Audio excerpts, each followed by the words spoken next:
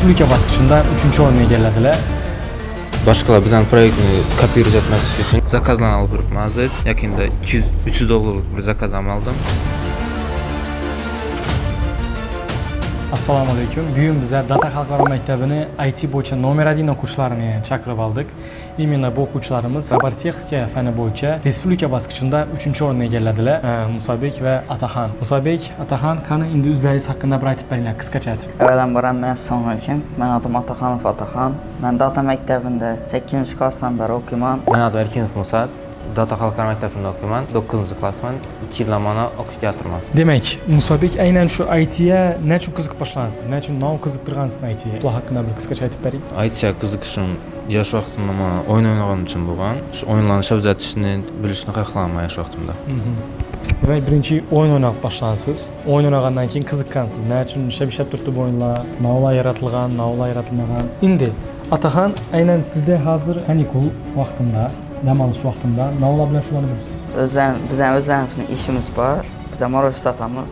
Shu yerda men o'zim ishimizda sayt o'tdim. Bu yerda do'konchilar marojlarni zakaz etsa bo'ladi va o zakazimiz bizning Telegramimizga gapirishadi va biz uni yetkazib beramiz. Shu saytni men o'tdim o'zim. Yozda yurib. Malades, dahshat. Endi Musabek, aynan siz novlar bilan shug'ullanib yuribsiz kanikul vaqtida, dam olish vaqtida. Kanikul vaqtida hozir men kiberbezopaslikni o'rganib yuribman. Hamda zakazlarni olib turibmiz. Yaqinda 200-300 dollarlik bir zakaz oldim. Hamda ustozim proyekt ustida ishlab yuribman Teflyda. Yosh bolalar ingliz o'rgatadigan programma AI bilan. Ingliz tili Shahida ustozni bergan proyekti Tefly haqida aytdingiz hozir, adashmasam. Bu Tefly proyekti nima aytadi? Bu AI bilan personalni har bir o'quvchining o'zining klassi oladi, har bir o'quvchining o'zining akkaunt oladi. Shu har bir personalni AI o'zi o'rgatadi inglizga. Yordam beradi o'rgatishga ustozi bilan. Demak, ingliz tilini o'rgatuvchi programma, sayt. Zo'r. Va yaqinda eshitib qoldim, aynan shu Shahida ustoz bilan birgalikda sizlar shu Tefly proyektini patentladingizlar. Aynan davlat ro'yxatidan o'tkazdingizlar, to'g'rimi? To'g'ri. Bu patentlar sizga nima ustunlik beradi? Bu patent bizlarga boshqalar bizning proyektni kopировать etmaslik uchun yordam beradi. Adını ya shu proyektni ko'chirib bilmaydi ishimizda. 250 dollarlik zakazı haqida nima aytib bering bizlarga? Bu proyekt nechi proyekt? Bu proyekt Toshkentda bir do'koni More produktlarni sotayotgan ular. More produkt. Ularga AI magazin zat berish kerak edi. AI magazin o'tib berish kerak. AI magazin nishab ishlaydi u AI magazin. AI magazin shu искусственный intellekt o'zi baza данных oladi. Shu do'kon haqida, produktlar haqida ularni baza данных beradi. Mo'ysaq qiladigan shu hamma produktlar beradi. Shuna integratsiya etib Telegram bot tasish kerak edi do'kon AI bilan. Shu skladindagi produktlarni Telegram botga integratsiya qilish kerak. Ya'ni skladda nov produkt bo'lsa, Telegram botdan chiqib turishi kerak. Va Telegram botga girgan odam именно Telegram bot orqali shularning more produktlarini sotib olishlari mumkin. To'g'rimi? To'g'ri. Tefly necha ko'p turibdi? Ishlab turibmi Tefly? Tefly ishlab turibdi. Yaqinda ham o'rganayotdim. 5-6 ta AI funksiya qo'shib. AI funksiyalarini qo'shdingizmi? Zo'r. Yaxshi. Именно endi Ataxonga kelsak, Ataxon qarang, shu respublika bosqichini bir esga solib bering bizlarga. Ya'ni respublika bosqichidan chiqmasdan burun biz necha bosqichlarni bosib o'tdik. Novlardan o'tdik. Novlarni yaratdik va respublika bosqichida novni yaratib biz 3-o'rinni oldik. Boshda bizani o'zi maktabda saylab oldik 8-9-klasslar orasida.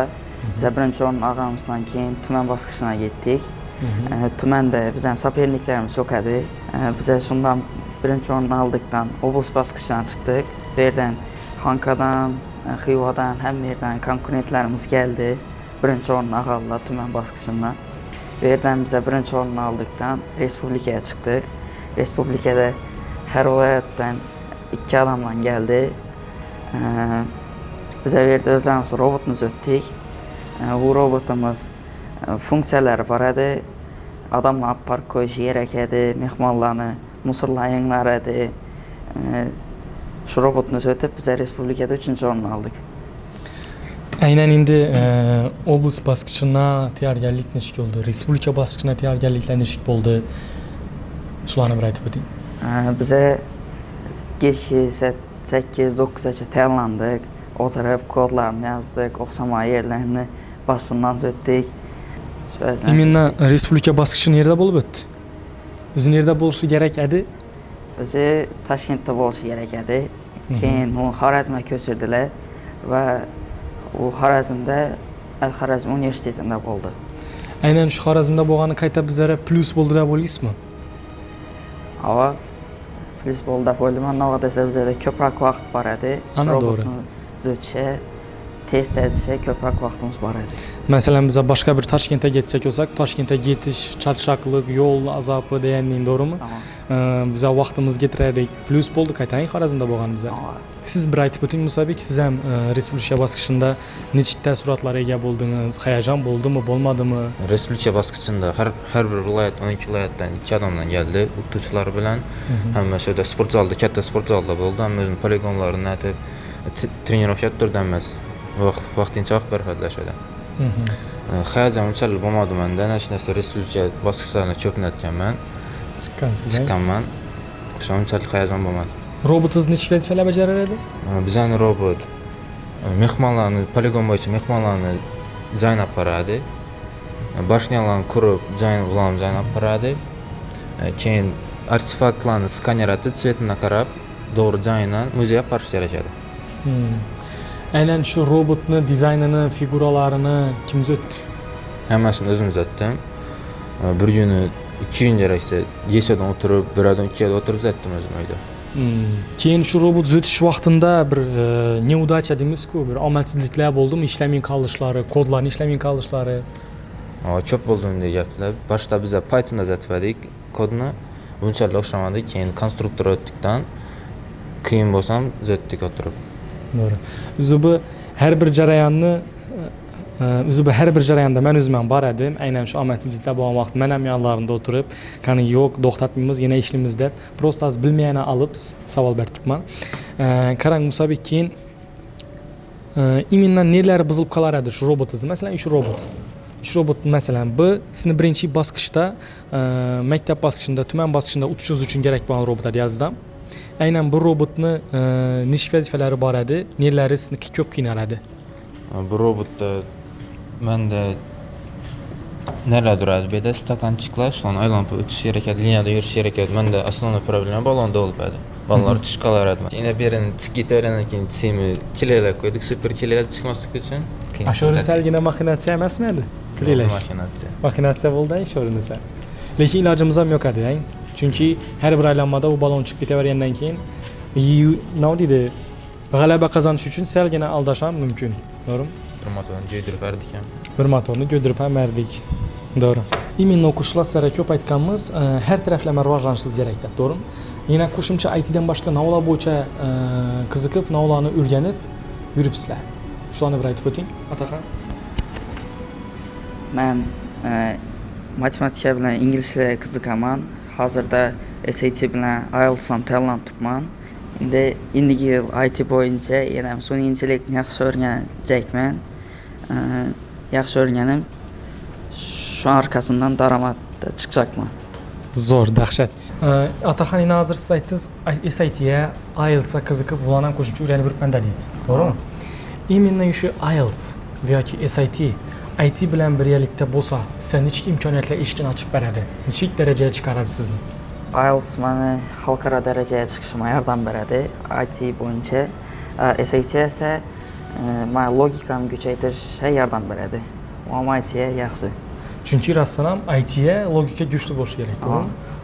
To'g'ri. Именно shuning uchun ham siz ham SATni, ham IELTSni, ham ITni. Endi uchisini ham bir olib borish qiyin bo'lmaydirmi?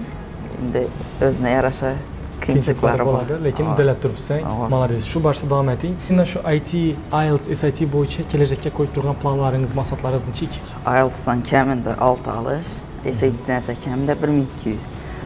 Endi ITdan esa endi yildan уже daromadga chiqib boshlashni haqli. Haqiqiy zakazlarni olib boshlaysizsan. Dahshat, zo'r. Молодец. Endi esa Musabek sizga kelsak, siz shu ITdan boshqa yana navlar bilan shug'ullanib yuribsiz, navlarga qiziqib yuribsiz. ITdan boshqa hozir data stansiyada montaj o'qib yuribman. Hamda hozir futbol bilan zamonat yuribman. Dahshat. Video montaj dedingiz, video montaj nechta ekan? Qiyinmi, osonmi? Oson. Unchalik qiyin emas, albatta. Videolarni nechasi shunda bu yerda? Shu montaj etamiz. Montaj etasiz. Zo'r. Endi kelajakka qo'yib turgan planlaringiz nechik? Именно shu kelajakda IT bo'yicha, video montaj bo'yicha yo bo'lmasa boshqa yana narsalarni o'rganajakdirsiz. Kelajakda основной hozir kiberbezopaslikni o'rganajakman. Hem de hazır portfolyomu güçlendirecek. O'sha zakazda alıp başladım. Yani güçlentirishim kerak portfolyomu. Keyin kelajakda o'zim IT kompaniyam ochasizmi? Dahshat. Shu portfolio haqida aytib o'tdingiz. To'liqroq aytib bering. Portfoliosi nima kerak? Portfolyo bu o'zing ishlaring, nima ishlayotgansan, nerda ishlayapsan, o'zing ham informatsiya shu ishlatib bilishing. Shu portfoliyongizga qarab sizga boshqa kompaniyalar ish beradi, zakaz beradi, to'g'rimi? Doğru. Aynan az portfoliyongizda necha dana proyekt bor? Portfolyomda hozir 3-4 yakin proyekt bor. O'zim proyektlarim, ustozlarning proyektlari, zakazlar. Yanada kuchaytirasiz shularni, to'g'rimi? Ha. Dahshat, zo'r Musabek. Aziz o'quvchilar, sizlarga kattakon rahmat. Imенно shu bizlarga kelib, o'zlaringizni IT bo'yicha bosib o'tgan yo'llaringizni tushuntirib berganingiz uchun. Kelajakka qo'ygan maqsadlaringizga, orzularingizga erishishlaringizga tilakdoshmiz. Bizani kuzatgan kuzatuvchilarimizga kattakon rahmat. Yangi o'quv yilida Data xalqaro maktabida ko'rishguncha xayr.